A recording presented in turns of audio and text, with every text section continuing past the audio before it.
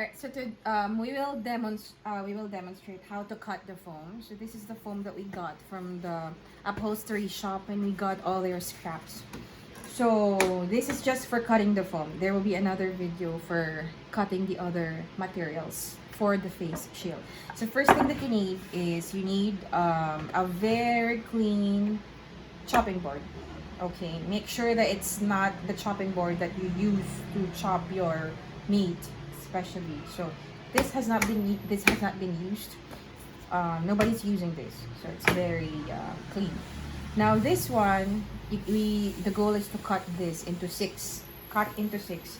So you have 3 knives here. This is your table knife. This is your normal knife.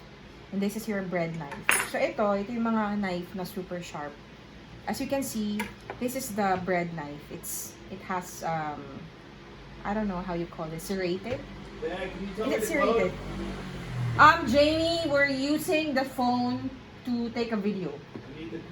Just for a second. Okay. Alright, so this one, it's the normal one. So, this one is the ideal knife that you have to use to cut the foam. But, we will assume na wala kayong ganito. Ava, please don't. We will assume that you don't have this at home. And since there's no electric knife in the Philippines, I've been looking for days already, wala. So we'll just use a normal knife. Make sure it's very sharp. Okay? Alright, so this one, we cut it into 6. Cut it first here. You make sure that you slide it. Make sure that you slide it because the goal is kailangan walang damage ang foam. It has to be like as smooth as the bum of the baby. Whose bum is it? Whose bum? Whose bum? No, not my bum. Your bum. As smooth as the bum. Yeah, the bum of the baby. Oh, it's moving. Oh, you know, it's difficult because this is moving. It's easier if you cut it in something na hindi moving. It's moving. It's easier to cut it if it's not moving. Oh my gosh, Ava, remove your hand, please. Oh my gosh, Jamie, it's moving. It's taking time. Oh, should I cut it on the table?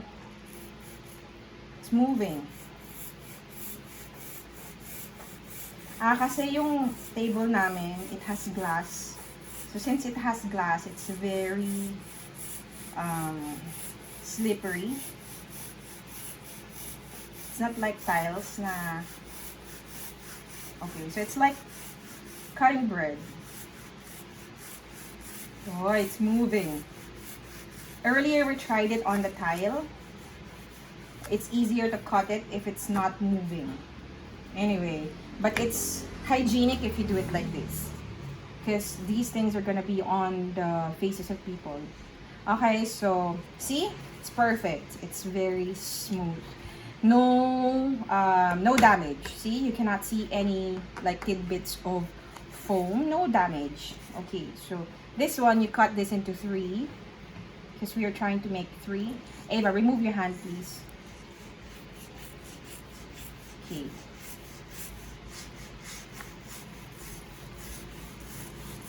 Okay, it's easier if it's not moving. Again, it's moving. Nag-record ba yung? Okay. Alright, so this one.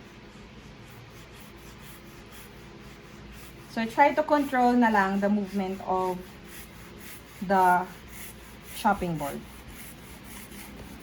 If you have an assistant, the assistant can hold the chopping board for you so it's not moving. But since I don't have an assistant.